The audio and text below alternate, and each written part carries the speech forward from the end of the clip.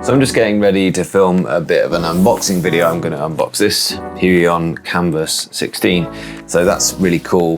The brands will actually send things out for me to review. I'm just getting set up here. But I thought earlier on, I would just edit together this kind of journey of how I got to where I am now on YouTube, making a full-time living off making videos. It's been a good choice. It's been, as I often say at this point, it's been the best choice I've made professionally to start making these videos. So that video has actually helped people. And what happens is then you go down into the comments, and I can't help but do this now. You just go in here and I remember this comment, let's just hope the 6 marker is on Life Cycle of Stars. And it's like, yeah, well done you. Hopefully it could be there, yeah? Somebody's come back like the day after saying the 6 mark question wasn't on Life Cycle of Stars. And I filmed that in front of my audience as a bit of a celebration for doing this for 10 years.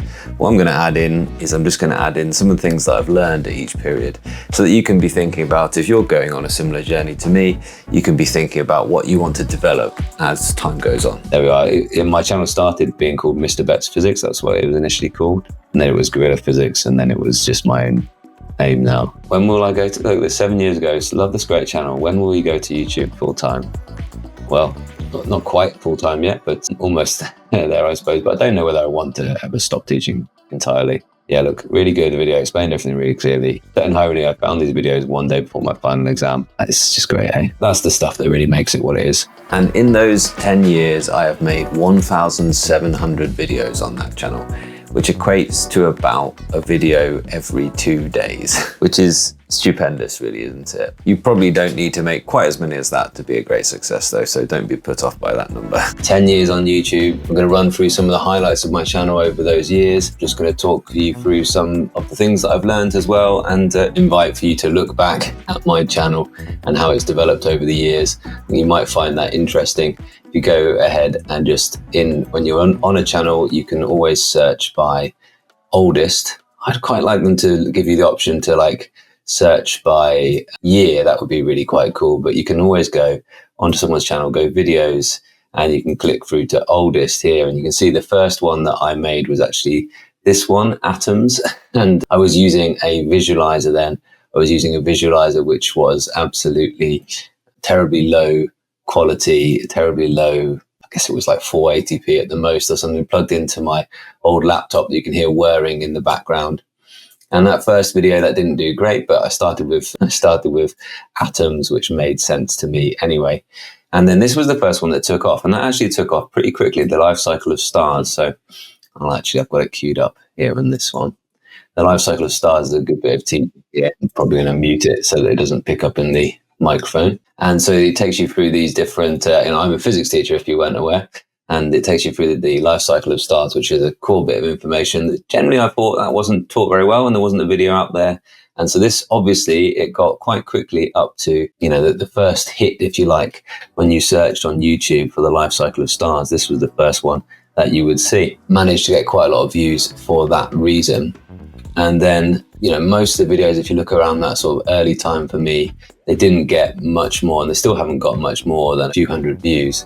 But this one actually went up to 10,000, and it was quite amazing. And actually, there's some videos from this early time, like this one, I still use in the classroom.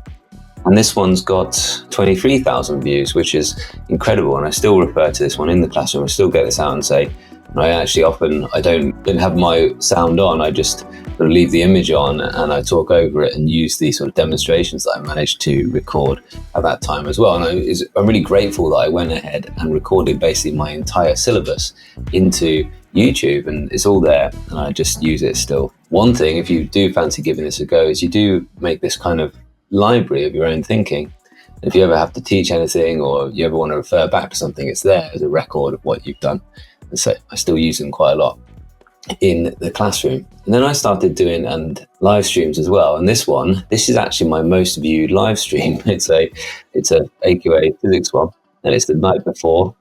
And this was incredibly exciting, of course, because the night before the exam, there's so many kids just up late, ready to study. And so I went for the entire exam, all the stuff they'd kind of need to know for the exam. It took me about an hour, I suppose, or half an hour. And I went through the key bits of it, not everything you need to know. And it's just amazing to see all these people. I remember some of these names here, just, jumping in and asking questions and interacting. I had a really great time, absolutely buzzing to do that. So it's still the most viewed live stream, even though I'm not really doing that stuff anymore. And the problem for me was just, the audience would then do the exams and then they just kind of leave. So although I really like doing this stuff and it's been incredibly useful, this one's still doing quite well, 52,000 views. It shows an experiment which actually teachers find quite difficult to set up, kids find difficult to understand, and it shows visually exactly how I did it there. You can see the quality, I hope, has improved quite a bit from there as well. But it's useful stuff still. And then COVID happened. So although what would have been better for my physics YouTube channel would have been to create and keep with a consistent style so people knew exactly what they were getting, I'm actually glad that I did all of those different styles of video, because it enabled me to learn production of videos. It enabled me to understand how the camera was working, how I could get the best out of the gear that I had, and how I could edit videos. Early on, I don't think that I edited them that well, to be honest, but it's about going through those repetitions and getting that muscle memory, that understanding of how the software works, of how the tech works, how to solve problems, like getting a top-down shot was a problem that I always had early on in my YouTube career, such that now when I do reviews, I'd already solved that problem and I already knew how to actually get that effective top-down shot of the thing that I was reviewing. And one thing you should take away from that is it's best to just get started, because you'll naturally solve those problems through necessity rather than there being a sort of answer that you can learn out there by watching lots of videos. I was quite happily teaching away at physics until obviously 2020. So about halfway through my YouTube journey, if you like, we've got COVID happening in the middle. I decided to do a couple of reviews, and actually IPEVO, who are a company that make visualizer cameras, so top-down cameras, they sent me one, which was incredible. I sort of asked them on Twitter, I said, send me a thing and I will review it for you. And it didn't take off very quickly. It was, it didn't do very well, although it's actually done quite well since that. It's done a few thousand views since that. And I thought, maybe there's something to this review and maybe not. I really didn't enjoy making that review. I kind of thought to myself, no, I'm going to leave reviewing. I'm not going to bother doing this. But then I was in the position I think quite a lot of you get into, where I kind of knew that I was wanting a Remarkable or an e-ink tablet of some sort. And I knew there was a few out there. I knew it was quite expensive. I knew it was a bit of a risk, but I was kind of thinking to myself, doing lots of research, and there was only limited channels at that time. There was only a few kind of channels available. There was My Deep Guide, was just sort of maybe a year or two old there. JB Glossinger was talking about e-ink tablets, and Goody Reader were talking about e-ink tablets as well. So I thought, well, I'll buy the Remarkable. And I actually bought a Remarkable 1, even though Remarkable 2 was just about now. And I went ahead and I just thought, well, might as well review it. And I went ahead and reviewed it. And, this was my first video on the Remarkable. It's very similar in a way to the pattern that I do now, the pattern I sort of developed at that time. You can see the IPEVO, the blue visualizer there that I'm using to make this top-down shot. And I remember this moment is the moment I wanted to just talk about. Out of the box, I was not sure. I was really excited for this moment where I was going to feel what it was like, this fabled writing feel. And I put the pen down on the paper and I wrote the thing. I thought, oh, that's really, really cool. This little, they give you this scribble here moment, don't they? And I wrote down, you can sort of see this smile developing on my face. Interestingly, they give it to you. Initially, it's on the pencil tool, right? Oh, this is the way it was in the first one. And it was cool. I was like, wow, this is great. And I actually lived with it for a bit. And I was really disappointed shortly after, because when I started writing with it properly, it did this kind of thing. I don't know if I captured it on here, where it actually wrote before I put the pencil down. And then I was in this terrible, oh my word, I've spent all this money. I was in this terrible sort of regret spiral of buying this thing. And I'd heard that Remarkable weren't great with their customer service, although they were absolutely fine, because I sent the pen back and they just replaced the marker straight away. It said, yeah, it's a fault. It was absolutely fine once I did that. But I had this 3 days where I was waiting for this replacement, where I was like, oh, have I bought a real dud? Is this an absolute joke?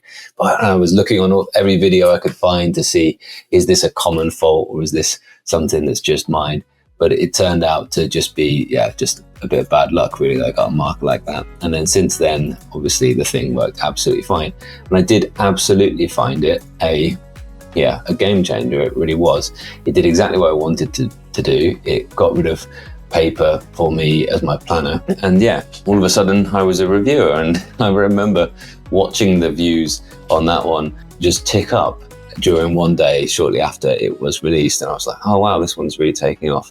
And even though it was a bit out of my comfort zone and I kind of wasn't sure that I wanted to do this, I hadn't enjoyed making the video because it was a bit out of my sort of wheelhouse, a bit of a new technique. And I was kind of like, had the videos on the timeline. I was like struggling to make sense of this, all this footage that I've captured. And obviously now I've developed quite a streamlined way of making reviews. But yeah, I wasn't sure I wanted to do this. But then I made an iPad teaching review as well. And I made a comparison between the iPad and the Remarkable, and that took off. And then, yeah, I was like, well, maybe there's something to this after all. Now, with hindsight, I really should have probably bought the Remarkable 2 at that point, and my videos would have took off a lot more quickly, because the Remarkable 2 was just about to come out when I bought the Remarkable 1. And it was like, I probably should have bothered to do that, but I wasn't really intending to pivot. I really didn't think that I was going to go away from the physics teaching. And I was kind of like, I wasn't sure that that was what I was going to do. But now I've got, wonderful people like you guys here saying thank you. My absolute pleasure. And then I convinced Supernote to send me one, and Quirk Logic to send me one, and Books to send me one. And yeah, at that around that point where Books first sent me out, they sent me out a kind of second-hand Note Air 2, actually me one, and I reviewed those. And I thought maybe, okay, I think I'll make the decision to finally stop making the physics videos. And I did for a little while. I made both, but it didn't really make sense on my channel. Really what I should have done is made a whole separate channel and kept both going. But to be honest, I think that would have been too much to manage anyway. YouTube is YouTube. You don't need to produce polished content. You need to be authentically you, and it needs to be watchable and listen toable, I suppose. You need to have good enough sound and good enough video. Apart from that, just enjoy it and develop as you go. There was a night where I did a live stream for a physics exam, but what I really wanted to do was I wanted to do a live stream about e-ink. So I was kind of like, I was thinking about this e-ink niche that was growing on my channel, and I really wanted to be talking about the e-ink. So what I did, I just thought, well, I've got all the cameras set up, I've got everything ready to go for my live stream for physics. I'll just go straight into a live stream about e-ink. And okay, that's exactly what I did. So sort of 3 hours later, I was live streaming sort of 3 hours in a row, but it was totally weird because there was nobody there. The little counter was on 0 for the whole thing. It occasionally flashed 1 and then went back to 0. And considering that I've been having a live stream on all the physics stuff with like 30 to 100 people sort of on that stream live, and I was getting nobody at all for this stuff. And people were watching my channel for e-ink already at this point. I'd already got all those different devices to compare. Yeah, I was surprised I didn't get anybody there. And then it did absolutely nothing, that video. And I looked at the live stream later, and what happened is I hadn't turned the top-down camera on OBS.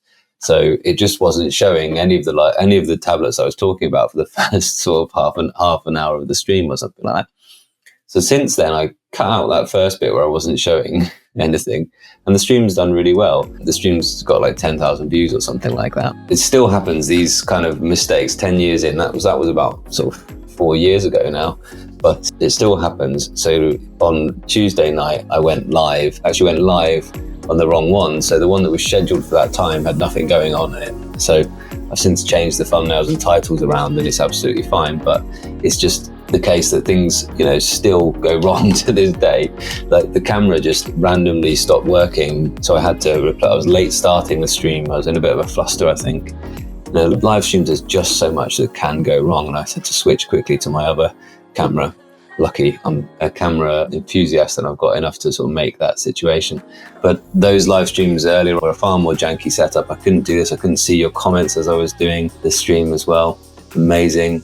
Yeah, 2 channels. Yeah, it's very challenging to do both when you don't have a team. Absolutely. But I don't know. What I'm wondering is whether I really want to go to that phase of YouTube where you might get a team.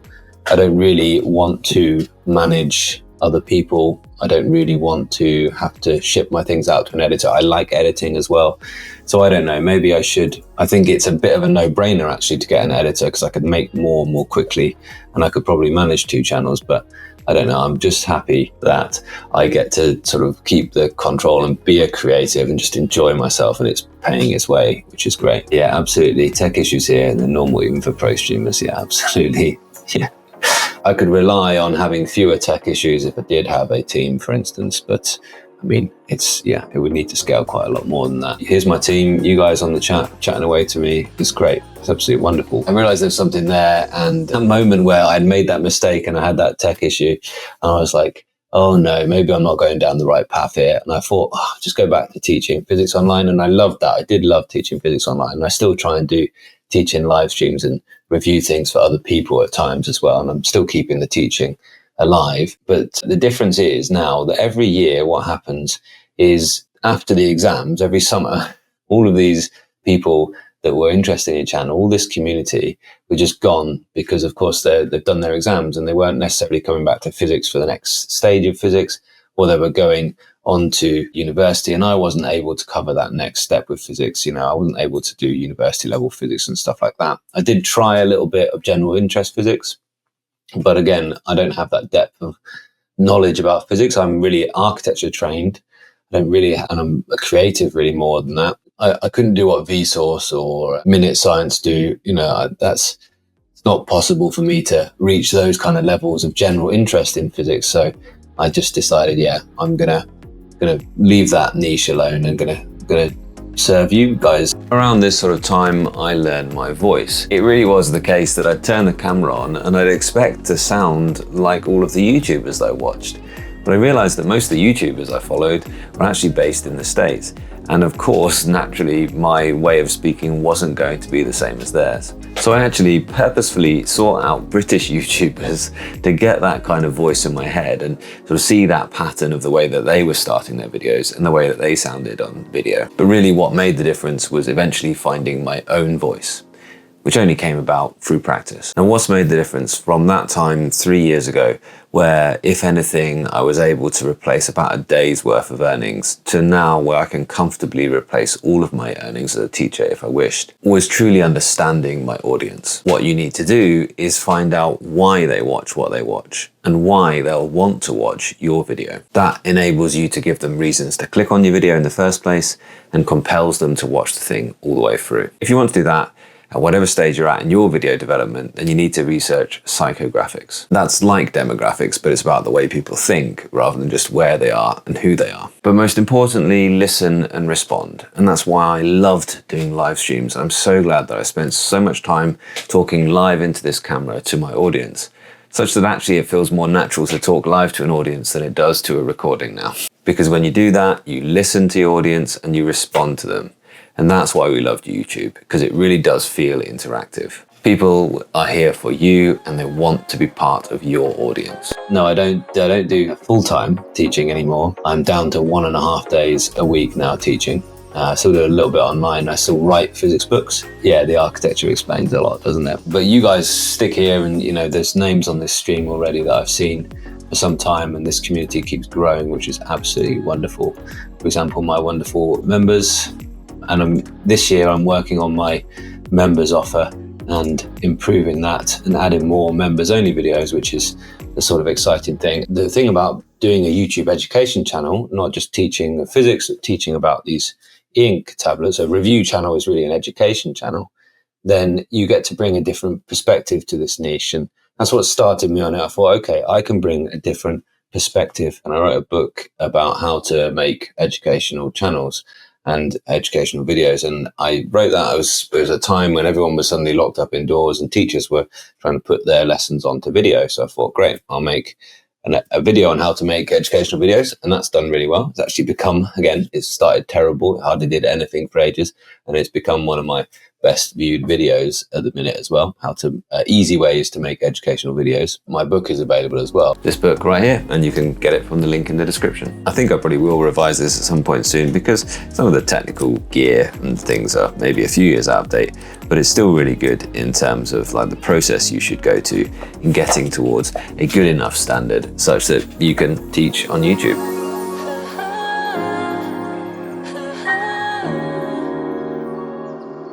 And I'm really glad that I included some of these little activities, little thinking tasks really, that will just make you think through the content and apply them to your own situation. If you are interested in doing this type of thing yourself, then all you need to really think about is, teach something that you know, teach something that you love, something that you're interested in something that you can talk quite freely on and teach it to a specific group of people.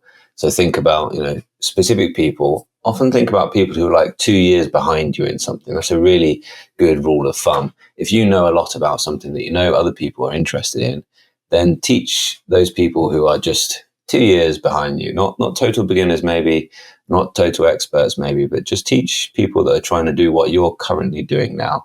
And yeah, my book's available as a link in there as well. If you're interested to check that out, you can get it free, actually, if you sign up for Kindle Unlimited as well. That video with the educational videos was really skeptically received by a lot of teachers at my school as well. And so was my physics content at first by my kids as well. It's really odd. People are a bit skeptical about your motivations for doing things. And I think that was what I was like at the start there. It's funny as well, that book, again, it's not sold hugely or widely, but it's cool that it's there.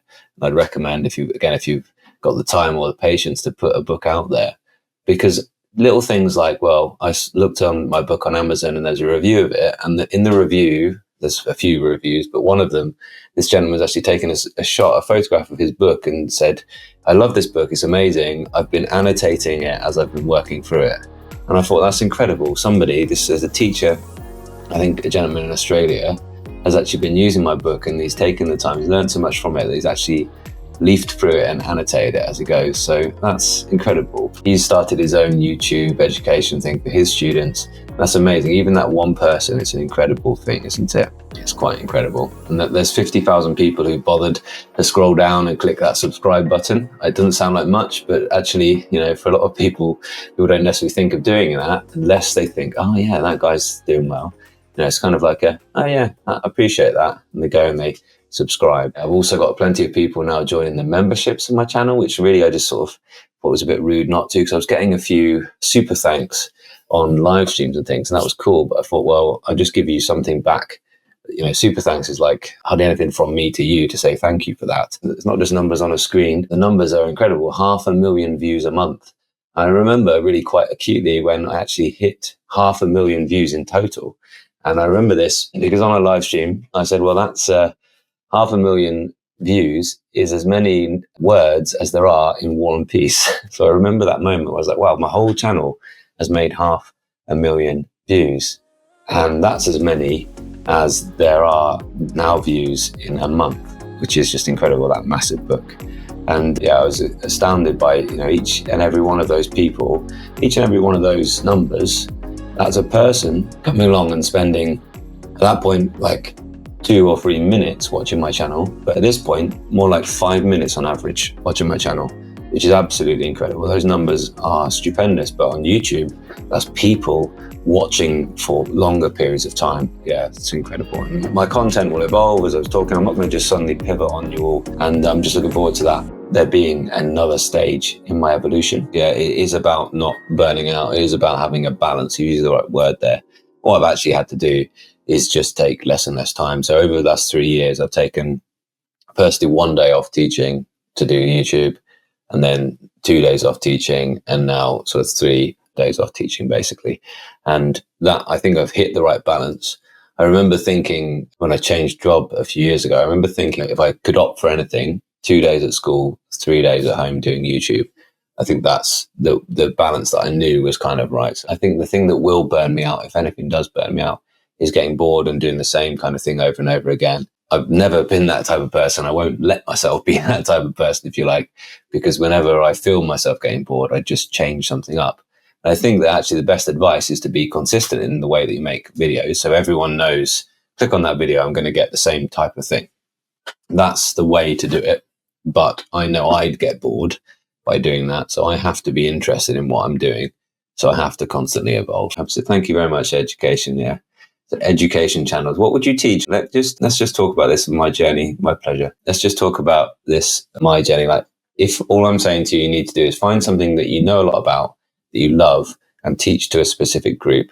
Just what might you teach? I'm just interested to know what your sort of areas of expertise are, really. Okay, I teach sales, account management, and selling skills. Yeah. Okay, there you go. So there definitely will be a audience out there for people wanting to know those things. And if you're an expert, if you can talk fluently on those things, just plan out a little bit like I've done today, bullet points, turn the camera on, talk to it, put it out there and see what happens. And I think Yeah, and then you sort of develop on the job. Make it low lift, make it low jeopardy at first, and just develop as you go. It's fun. It really is.